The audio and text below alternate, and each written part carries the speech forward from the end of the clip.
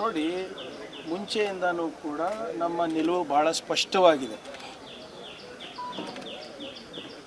ಎಲ್ಲ ಆಪೋಸಿಷನ್ ಪಾರ್ಟಿದವರು ಸರ್ಕಾರದ ಬೆಂಬಲಕ್ಕೆ ನಿಂತಿದ್ದೇವೆ. ನೀವೇನೇ ಡಿಸಿಷನ್ ತಗೊಂಡ್ರೂ ಕೂಡ ನಾವು ನಿಮ್ಮ ಜೊತೆ ಇದ್ದೀವಿ. ದೇಶದ ಹಿತಾಸಕ್ತಿಗೋಸ್ಕರ ಏನೇ ನಿರ್ಣಯಗಳು ತಗೊಂಡ್ರೂ ಕೂಡ ನಾವು ಅದಕ್ಕೆ ಸಮರ್ಥನೆ ಮಾಡ್ತೀವಿ ಅಂತಲೇ ಹೇಳ್ತಾ ಇರೋದು.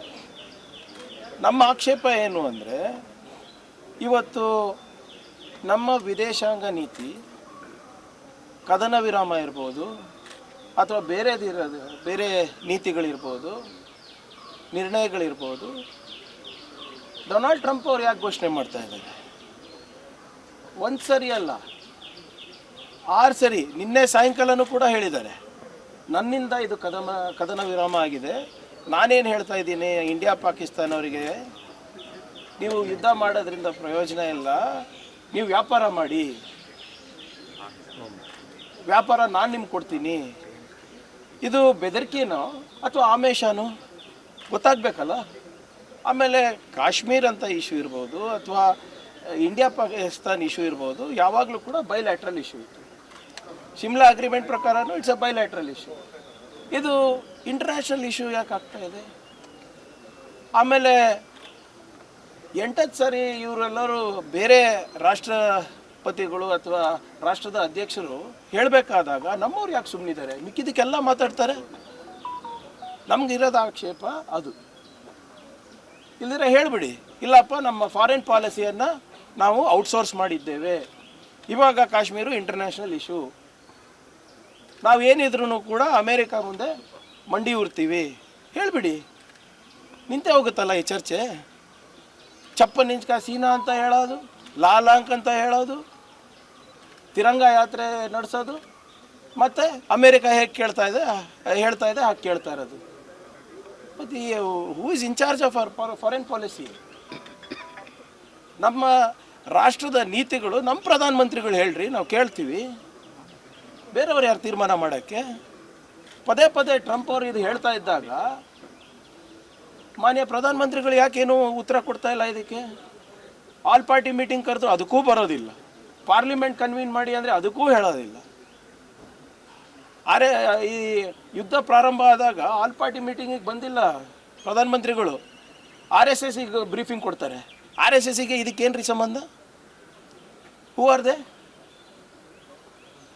ನಾನ್ ಪೊಲಿಟಿಕಲ್ ಆರ್ಗನೈಸೇಷನ್ ಅಂತ ಹೇಳ್ಕೊಂಡವರು ಹೋಗಿ ಅಲ್ಲಿಗೆ ಬ್ರೀಫಿಂಗ್ ಕೊಡ್ತಾರಲ್ಲ, ಏನಕ್ಕೆ? ಸಿಂಪಲ್ ಕ್ವೆಶ್ಚನ್ಗಳು ಕೇಳ್ತಾ ಇದ್ದೀವಿ ನಾವು.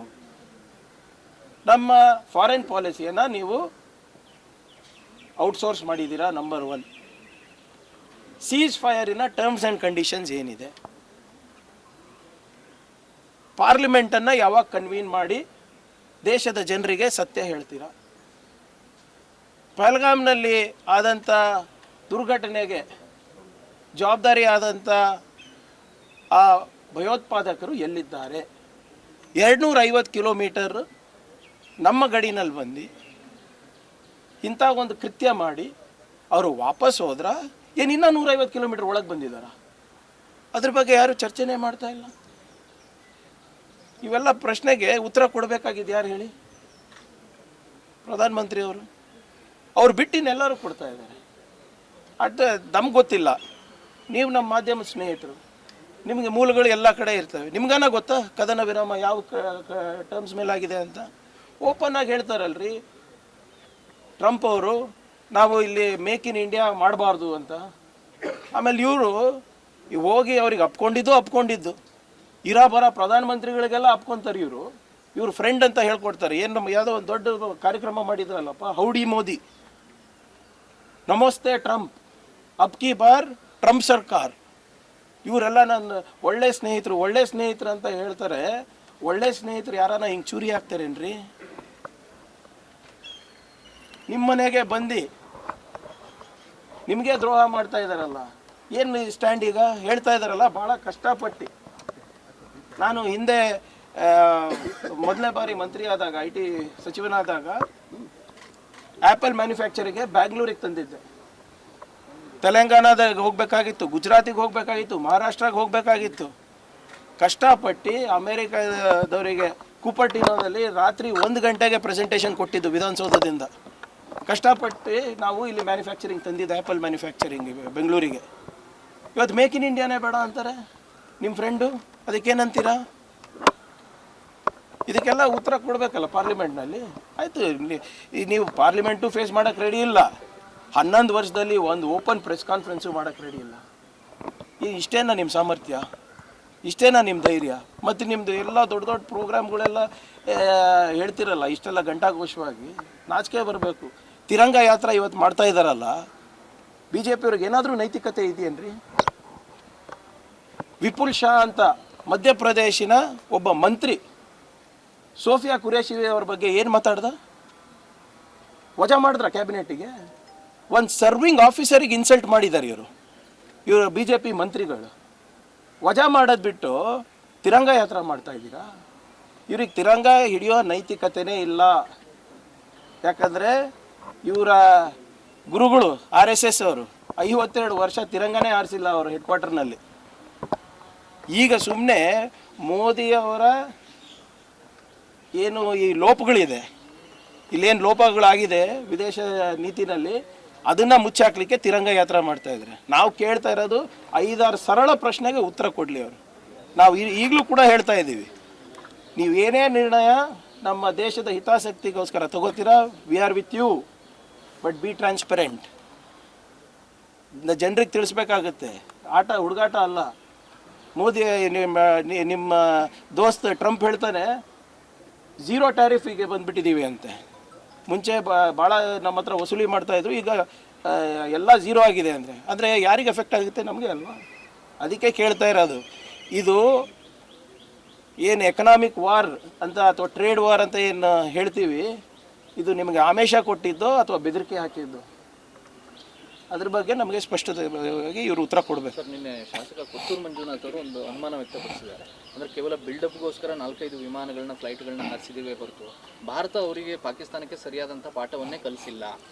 ನೋಡಿ, ಪಾಕಿಸ್ತಾನ ಅವ್ರಿಗೆ ಪಾಠ ಕಲಿಸ್ಬೇಕಾಗಿತ್ತು ಅಂದರೆ ಬೇರೆ ಸಮೇತ ಭಯೋತ್ಪಾದನೆಯಿಂದ ಕಿತ್ತು ಬಿಸಾಕಬೇಕಾಗಿತ್ತು. ಹೌದಾ ಇಲ್ಲ? ನಮ್ಮದು ಯುದ್ಧ ಅವ್ರ ನಾಗರಿಕರ ಮೇಲಲ್ಲ, ಭಯೋತ್ಪಾದನೆ ವಿರುದ್ಧ ಇರೋದು. ಹೌದಾ? ಈಗ ನಾವು ದಿನ ಟಿ ವಿನಲ್ಲಿ ಅಥವಾ ಮಾಧ್ಯಮದಲ್ಲಿ ಇವ್ರ ಬ್ರೀಫಿಂಗ್ ಏನಿತ್ತು, ನಾವು ಮುಂಚೂಣಿನಲ್ಲಿದ್ದೀವಿ, ಅದು ಧ್ವಂಸ ಆಯಿತು, ಇದು ಧ್ವಂಸ ಆಯಿತು.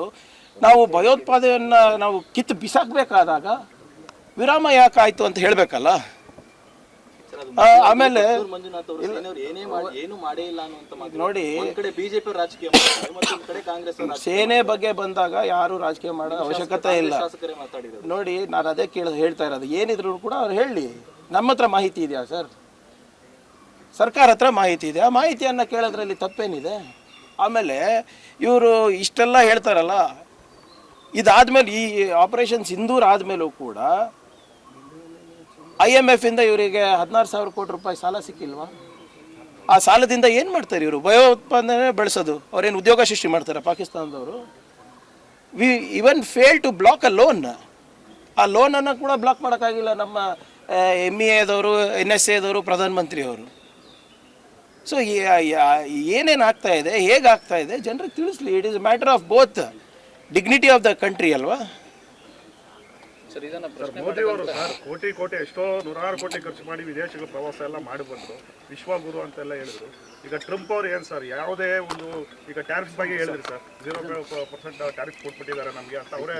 ನೋಡಿ ಇವರೇ, ನಾನು ಹೇಳಿಲ್ವಾ, ಇವ್ರದ್ದೆಲ್ಲ ಹಿಂದೂ ಹೃದಯ ಸಾಮ್ರಾಟ್, ವಿಶ್ವಗುರು, ಇದೆಲ್ಲನೂ ಕೂಡ ಟೈಟಲ್ಗಳು ಇವರೇ ಕೊಟ್ಕೊಂಡಿರೋದು. ಈಗ ಪಾಕಿಸ್ತಾನ ಜೊತೆ ಓಪನ್ ಆಗಿ ಟರ್ಕಿ ಬಂತು, ಚೈನಾ ಬಂತು,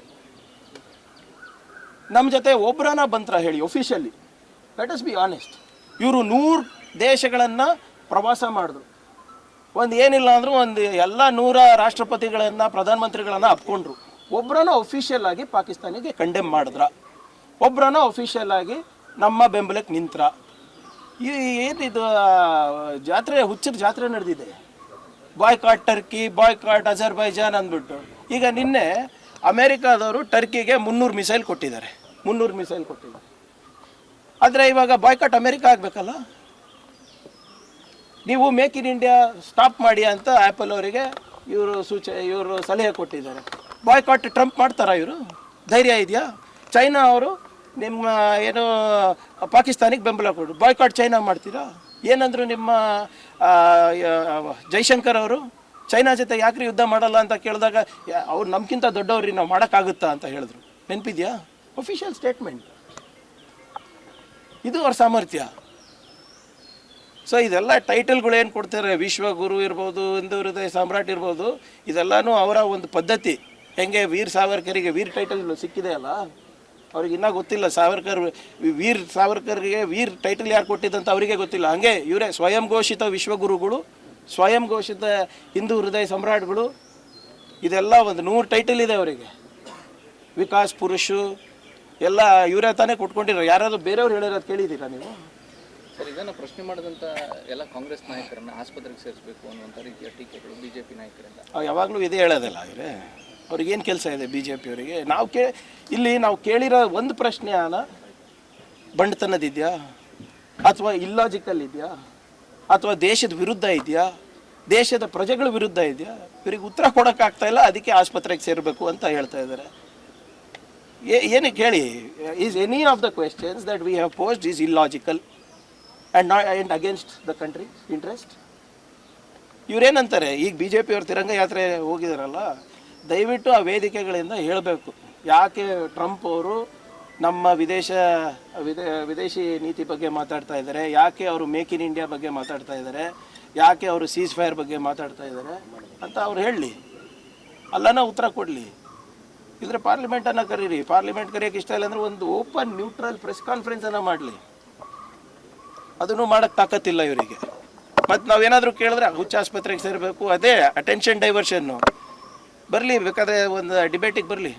ಆಮೇಲೆ ನಿನ್ನೆ ಬಿಹಾರಕ್ಕೆ ಹೋದ ಸಂದರ್ಭದಲ್ಲಿ ರಾಹುಲ್ ಗಾಂಧಿ ಅವ್ರನ್ನು ಕೂಡ ಭಾಷಣ ಮಾಡೋದಕ್ಕೆ ಅಡ್ಡಿ ಮಾಡಿದ್ರು. ಒಂದು SC ಹಾಸ್ಟೆಲ್ ಹೋದಾಗ ನೋಡಿ, ಇವರೇ ರಾಹುಲ್ ಗಾಂಧಿ ಅವ್ರ ಮೇಲೆ 20-40 ಕೇಸ್ ಹಾಕವ್ರೆ ಆಗಲೇ. ಅವ್ರಿಗೆ ಏನು ಫರಕ್ ಬೀಳಲ್ಲ.